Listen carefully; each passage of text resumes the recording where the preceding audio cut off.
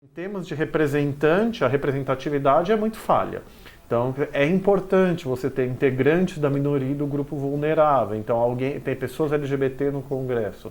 Não precisa ser só LGBT, não tem que ser negro para lutar contra o racismo, LGBT para lutar contra a LGBTfobia, mulher para o machismo, mas você tem que ter. Porque senão vira paternalismo, senão é o grupo vulnerável, a própria minoria que tem que definir suas pautas. Como parlamentares que defendem a pauta LGBT são muito poucos no Congresso Nacional e é ainda pior nas Assembleias Legislativas Estaduais e nas câmaras municipais.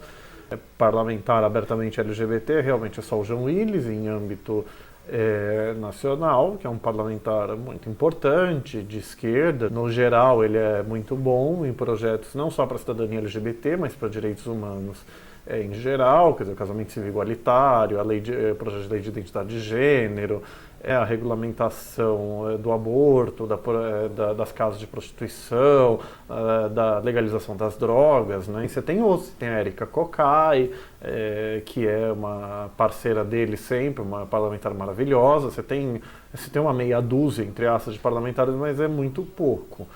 Quer dizer, acho que o primeiro parlamentar negro e gay que é eleito é um parlamentar é uma pessoa de direita que é contra ações afirmativas pró-LGBT e minorias raciais em geral, o Fernando Holliday. O caso do Clodovil também era emblemático, era o Jean brinca quando ele fala disso, ele é o primeiro gay assumido e orgulhoso, né? Que era um gay assumido e com todo respeito era homofóbico. É a mulher machista, o negro racista, o gay homofóbico, acontece. É o fenômeno do preconceito internalizado. Você cresce ouvindo que o seu modo de ser, agir, enfim, a sua raça, muitas vezes é errado, é inferior, é imoral, e muita gente acaba acreditando.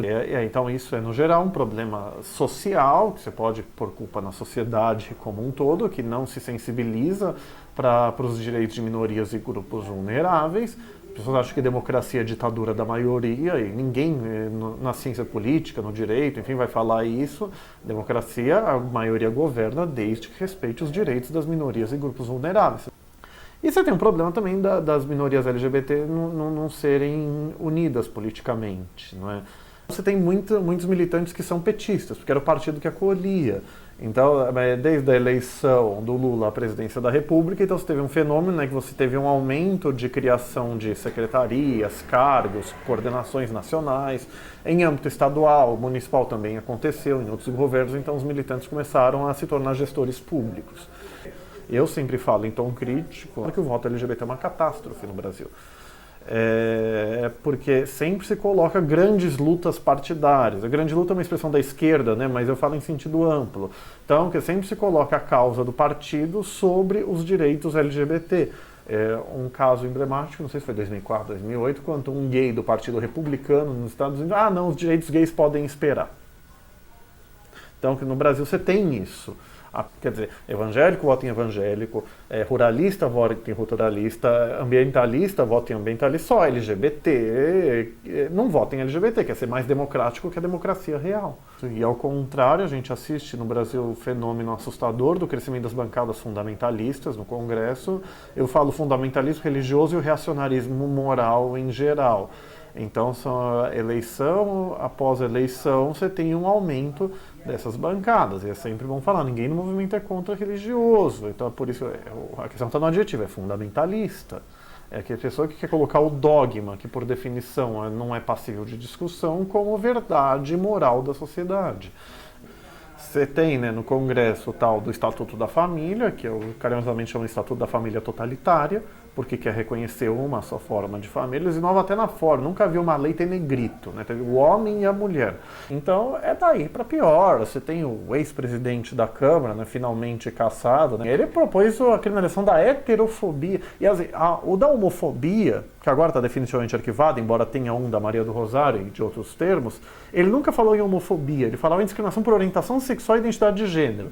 Então, se a tal da heterofobia e da cisfobia existir, nunca vi essa lenda urbana, seria crime. Não, ele colocou heterofobia no projeto dele. Então, se nem essas coisas básicas a gente consegue o Congresso Nacional se sensibilizar. A Maria do Rosário propôs um projeto de lei na Câmara, né, que é uma lei de contra crimes de ódio em geral, que ela colocou orientação sexual, identidade de gênero e alguns outros critérios, lá que não os da lei de racismo, que é uma boa ideia também, mas assim, o ideal é você ter uma única lei punindo todos os crimes de ódio. Mas assim, o Congresso ele não consegue aprovar nem uma atualização da lei de racismo, está parado lá desde 2005. Não pode contra negro, não pode contra religioso, não pode contra LGBT também. É só isso que se pede. Não se consegue. Os planos de educação, o Plano Nacional de Educação do final de 2014, que nesses últimos 2 anos criou-se uma histeria social com essa história da ideologia de gênero, que é uma expressão que não existe, eles inventaram. E por quê? Porque o projeto, o plano de educação, falava coibir todas as formas de discriminação. Aí tinha uma vírgula, especialmente por raça, orientação sexual e gênero, no nacional. Aí nos outros colocaram de outra forma. Eles tiraram. Existem crianças LGBT. E a criança trans é oprimida em casa, é oprimida na escola, então ela tem que fugir da escola. A ideia de enfrentar o bullying homofóbico, transfóbico e machista, eles são contra. É bem difícil. Então o judiciário, mais do que a última esperança, né, ele vai ser a nossa única esperança. E o judiciário deve agir. Ele tem o que a gente chama de função contra-majoritária. Ele tem que ir contra a maioria. Quando? Quando a maioria quer oprimir uma minoria. O que o Congresso Nacional faz? Ele apresenta projeto de lei defendendo a única coisa que o Supremo falou que ele não pode fazer. É o Estatuto da Família. O Supremo falou, olha, a Constituição não proíbe, a Constituição exige a proteção da família homoafetiva. Então nesse contexto, a gente vai continuar dependendo do judiciário até que o Congresso se digne a proteger a dignidade das pessoas LGBT. Então a pauta hoje você tem as ações da identidade de gênero, mudança de nome e sexo sem cirurgia, uso de banheiro de acordo com a identidade de gênero, que é importantíssimo. Mulher transexual é espancada, estuprada, se não morta, quando usa o banheiro masculino. A criminalização, doação de sangue por homem que faça sexo com outros homens, e transfobicamente o Ministério da Saúde e a Anvisa consideram mulher transexual e travesti como homem, então é homofobia e transfobia junto. Isso é uma coisa que surgiu, salvo engano, na época da epidemia da AIDS, onde você tinha a noção de grupos de risco e você identificava a AIDS com a homossexualidade masculina. Aí, a partir dos anos 90, em algum momento, você mudou a concepção de grupo de risco para a situação de risco. Não interessa o grupo que você faz parte, interessa as suas práticas sexuais concretas. Mas tá lá, homem faça sexo com outro homem. A lésbica, em tese, pode doar sangue, mas tem muito hemocentro que não deixa nem lésbica. Por quê? Porque ficou na cabeça, homossexual não pode. Então, sequer estudam a bendita regulamentação adequadamente. E não é ser homossexual. Então, é homem que fez sexo com outro homem nos últimos 12 meses. Então, se eu chegar lá e falar que não, estou na seca, estou em abstinência há 13 meses, tem que deixar o doar sangue. E na prática não deixam, se incomodam, enfim, você tem que brigar. Porque eles perguntam se você é gay. Então é problemático. Assim, não é você menosprezar a importância de você ter critérios de controle para evitar. A questão é que o critério de controle não pode ser discriminatório, não pode ser arbitrário. E essas são as principais ações. Então, no Supremo eu pretendo entrar também com a questão dos planos de educação, né? O dever das escolas enfrentarem o bullying homofóbico e transfóbico. Escola não é lugar de não é ensino técnico de português, matemática, etc., para passar no vestibular. Escola é um ambiente onde você vai aprender a conviver com a diversidade. O que o Supremo pode fazer, ele começou a julgar o caso do uso de banheiro por transexual, né, por uma mulher transexual, que eu até representei a BGLT nesse processo, eu fiz sustentação oral.